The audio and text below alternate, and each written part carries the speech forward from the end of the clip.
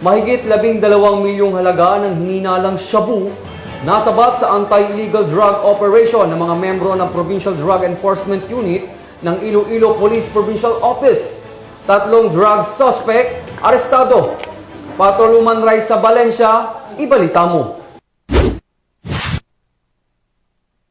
Matagumpay na aresto ng Iloilo Police Provincial Office sa pamamagitan ng Provincial Drug Enforcement Unit ang isang provincial high-value target kasama ang 2 nitong kasamahan sa isang bypass operation sa Barangay Aldeguer, Sara, Iloilo. Ito lamang ika-15 ng Nobyembre taong kasalukuyan. Pinangunahan ng operasyon ni Police Major Dadje de Lima nagresulta sa pagkakumpiska ng humigit kumulang 1.8 kilo ng hininalaang shabu na may tinatayang halaga na 12,240,000 pesos. Kinilala ang pangunahing target bilang si alias Cheche, 37 taong gulang residente ng Estancia Iloilo at nakalista bilang provincial high-value target kasama ring naaresto ang kanyang 2 kasamahan na si alias Takong, 34 taong gulang residente ng Barangay Paon, Estancia Iloilo, isang high-value individual at alias Toto na sa hustong gulang, residente ng Barangay Calapdan, Estancia, Iloilo at isang street-level individual. Ayon sa Provincial Drug Enforcement Unit,